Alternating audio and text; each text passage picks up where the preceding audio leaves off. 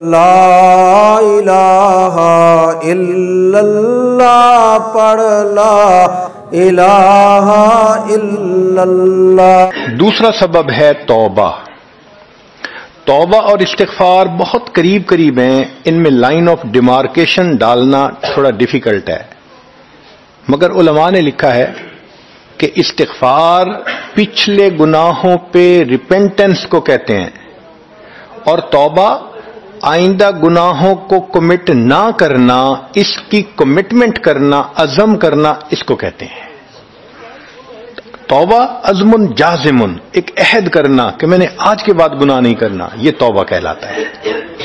تو گویا توبہ کا تعلق آئندہ گناہ نہ کرنا، استغفار کا تعلق پاسٹ کے ساتھ ہے کہ میں نے جو کیا برا کیا، اللہ بس میری غلطی کو پلیز معاف کر دیں، اس کو استغفار کہتے ہیں۔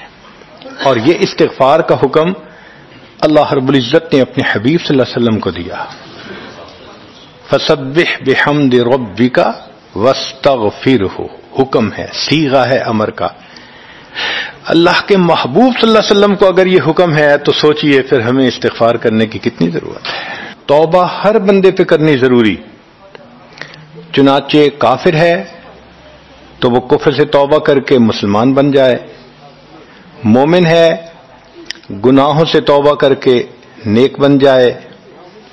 جو نیک ہے وہ جو اپنے اعمال کے اندر غفلت ہوتی ہے، نماز کی غفلت، ذکر میں غفلت، تلاوت میں غفلت، اس غفلت سے توبہ کرے، اور جو کہے کہ جی میں تو اس سے بھی توبہ کرتا ہوں، تو بھئی ہم جو اعمال کرتے ہیں یہ اس کوالٹی کے تو نہیں کہ اللہ تعالیٰ کے ہاں قبولیت پا سکیں۔ اب پھر استغفار کرنا کہ اللہ اس کو قبول کر لیجئے، کیونکہ اللہ کے محبوب صلی اللہ علیہ وسلم نے فرمایا ما عبدنا کا حق کا عبادتک، اے اللہ ہم نے عبادت نہیں کی جیسے عبادت کرنے کا حق تھا۔ اگر سید الاولین والآخرین صلی اللہ علیہ وسلم یہ فرماتے ہیں، ہم کس کھیت کی گاجر مولی ہیں، ہماری عبادتیں کیا عبادتیں ہیں؟ تو استغفار کرنا، توبہ کرنا ہم میں سے ہر بندے پر لازم ہے۔ تیسری چیز جس سے کہ گناہ معاف ہوتے ہیں، الحسنات الماحیہ، نیکیاں۔ جو انسان نیک اعمال کرتا ہے تو گناہ دھل جاتے ہیں۔ نیک اعمال کی مثال صابن کی ہے، گناہوں کی مثال میل کی سی ہے۔ صابن جتنا زیادہ لگتا ہے اتنا میل دھل جاتی ہے۔ ان الحسنات یذہبن السیئات، یہاں شیطان دھوکہ دیتا ہے۔ مثلا اگر کوئی بچہ تعلیم پا رہا ہے مگر کوئی گناہ بھی کرتا ہے، تیرے علم کا کیا فائدہ، گناہ تو چھوڑتا نہیں۔ بھائی اگر گناہ کرتے ہیں تو علم تو الٹا ان گناہوں کو دھوئے گا، وہ علم ہی چھڑوا دیتا ہے تاکہ دھونے کا مسئلہ ہی نہ رہے۔ اب عورت سوچے گی میں پردہ تو کرتی نہیں، نمازوں کا کیا فائدہ؟ یہ دھوکہ ہے شیطان کا۔ بھئی آپ نمازیں پڑھتی رہو، اس نمازوں کی برکت سے اللہ پھر پردے کی بھی توفیق دے دیں گے۔ تو نیکی نہیں چھوڑنی چاہیے کبھی بھی، یہ سوچ کے جی میں اچھا تو ہوں نہیں، کیا فائدہ؟ فائدہ ہے۔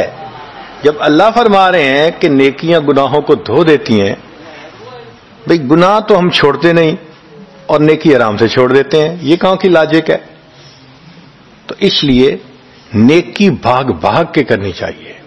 اگر گناہ ہیں تو نیکی اور زیادہ کریں تاکہ نیکی کی برکت سے گناہوں کی ظلمت ختم ہو جائے اور دھل جائے۔ حدیث پاک میں ہے بندہ گناہ کرتا ہے لکھ دیا جاتا ہے، دوسرا گناہ، تیسرا، 5 گناہ کرتا ہے، پھر اس کے بعد وہ ایک نیکی کرتا ہے تو نیکی والا فرشتہ کہتا ہے کہ دیکھو اللہ کے ہاں دستور ہے من جاء بالحسنۃ فلہ عشر امثالھا، اس کو 10 نیکیاں ملنی تھیں، تم نے 5 گناہ لکھے ہیں نا، اچھا تم 5 گناہ مٹا دو، میں نامہ اعمال میں 10 نیکیوں کی بجائے صرف 5 نیکیاں بیلنس وہ ڈال دیتا ہوں۔ چنانچہ 5 گناہ مٹا دیے جاتے ہیں، 5 نیکیاں نامہ اعمال میں لکھ دی جاتی ہے۔ اس لیے خوب نیکی کرنی چاہیے تاکہ اللہ تعالیٰ گناہوں کی ظلمت سے ہمیں محفوظ فرما دے۔ چوتھی چیز جس سے کہ گناہ معاف ہوتے ہیں، دعاء المؤمنین للمؤمن، جو ایمان والے ایک دوسرے کے لیے دعائیں کرتے ہیں اس سے بھی گناہ معاف ہوتے ہیں۔ چنانچہ عمر لانو جا رہے تھے عمرے کے لیے، نبی علیہ السلام نے فرمایا اے بھائی ہمیں اپنی دعاؤں میں نہ بھولنا۔ تو نبی علیہ السلام نے امت کو تعلیم دی کہ ایک دوسرے کو دعاؤں کے لیے کہنا چاہیے۔ یہ بہت اچھی عادت ہے کہ جب کسی سے ملیں جی ہمیں اپنی دعاؤں میں یاد رکھیں، والدین کو کہنا، بڑوں کو کہنا، دوستوں کو کہنا، کیا معلوم کس کی مانگی ہوئی دعا کام آ جائے۔ اس دعا کا فائدہ ہوتا ہے نا، تبھی تو قرآن مجید میں دعا سکھائی گئی، ربنا اغفر لنا ولاخواننا الذین سبقونا بالایمان، اے اللہ جو ہم سے پہلے ایمان والے چلے گئے ان کی بھی مغفرت فرما دے۔ تو فائدہ ہوتا ہے تو قرآن نے دعا سکھائی ہے نا۔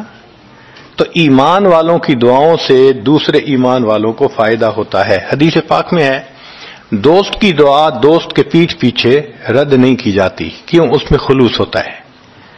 تو اس لیے حدیث پاک میں ہے، مسلم شریف کی روایت ہے کہ اگر کوئی آدمی فوت ہو جائے اور 40 آدمی جنازہ پڑھ لیں جو ایمان والے ہوں، توحید والے ہوں، فرمایا ما من رجل مسلم یموت فیقوم علی جنازتہ 40 رجلا لا یشرکون باللہ شیئا الا شفعهم اللہ فی، اللہ 40 بندوں کی نماز جنازہ کو قبول کر کے میت کی مغفرت فرما دیتے ہیں۔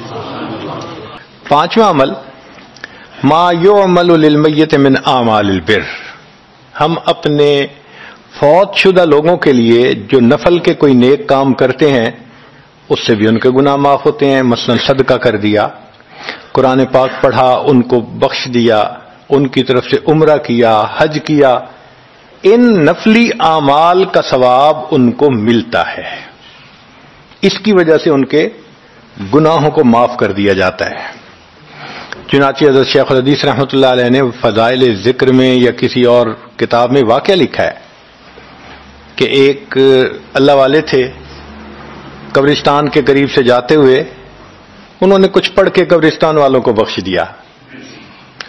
رات خواب دیکھا کہ وہی قبرستان والے ہیں اور ایک آدمی آتا ہے جیسے کوئی ڈاک تقسیم کرنے والا ڈاکیا ہوتا ہے، اور سب اس کی طرف بھاگ پڑتے ہیں جیسے ڈاک لینے کے لیے ہوں۔ ایک بندہ پیچھے آرام سے بیٹھا ہوتا ہے، وہ پوچھتا ہے کیا معاملہ؟ وہ کہتا ہے کہ یہ فرشتہ آیا ہے، روزانہ کی جو ڈاک آئی ہے نا نیکیوں کی، جو اولاد نے، رشتہ داروں نے، دوستوں نے کیے، لہذا وہ اعمال نیکیاں ملتی ہیں تو یہ سب لوگ جاتے ہیں کہ نیکیاں ملیں گی، ہمارا درجہ بڑھے گا۔ اس نے کہا کہ آپ کو ضرورت نہیں ہے؟ کہنے لگا ہاں میں لے لوں گا، مگر میرا ایک بیٹا ہے جسے میں نے قرآن پاک کا حافظ بنایا، اس کی دکان ہے، وہ سارا دن دکان پہ بیٹھا رہتا ہے اور ساتھ ساتھ قرآن پڑھتا رہتا ہے، تو مجھے اتنی نیکیاں مل جاتی ہیں کہ میں بعد میں لے لوں گا۔ اس نے کہا بیٹا کہاں؟ اس نے کہا فلاں جگہ دکان ہے۔ وہ اللہ والے جب وہاں گئے اگلے دن تو دیکھا کہ ایک نوجوان ہے اور وہ بیٹھا ہوا ہے، گاہک آتا ہے تو اس کو سودا بیچ دیتا ہے، جب گاہک کوئی نہیں ہوتا تو وہ قرآن پڑھنا شروع کر دیتا ہے۔ تو وہ سمجھ گیا کہ میرا خواب سچا تھا، اس بچے کے قرآن پڑھنے سے اس کے والد کو خوب بینیفٹ مل رہا ہے۔ کچھ عرصے کے بعد دوبارہ پھر اسی قبرستان کے قریب سے گزرے، پھر انہوں نے کچھ پڑھ کے بخش دیا۔ رات خواب میں دیکھا کہ اب جب تقسیم ہوا تو سب بھاگے تو وہ بندہ بھی بھاگا۔ انہوں نے کہا آپ بھی بھاگ رہے ہو؟ کہنے لگا ہاں میں اس لیے بھاگ رہا ہوں کہ میرا وہ بیٹا فوت ہو گیا، اب مجھے قرآن پڑھ کے بخشنے والا کوئی ایسا ہے نہیں، تو جو عام ایمان والوں کا ثواب آتا ہے میں بھی اسی میں سے اپنا حصہ لینے کے لیے جا رہا ہوں۔ تو ایمان والوں کے ان اعمال کا ثواب بھی ملتا ہے، اور اصل میں یہ اسی بندے کا اپنا عمل ہوتا ہے۔ یہ ذہن میں رکھنا کہ جو ایمان والے پڑھ کے بخشتے ہیں نا، اس کا ثواب کیوں ملتا ہے؟ اس کا اپنا عمل۔ دیکھو اس نے نیکوں سے تعلق جوڑا۔ وہ بھی تو ہوتے ہیں جن کے مرنے کے بعد پیچھے ریچھ کتے کی لڑائی کرواتے ہیں، میلے لگواتے ہیں، موسیقی کی محفلیں ہوتی ہیں، وہ بھی تو ہوتے ہیں نا، تو ان کو کچھ نہیں ملتا۔ اس بندے نے نیکوں سے محبت کی، یہ اس کا اپنا عمل ہے، اس کی محبت کی وجہ سے اب یہ لوگ اس کو پڑھتے ہیں، اللہ اس کو ثواب پہنچا دیتے ہیں۔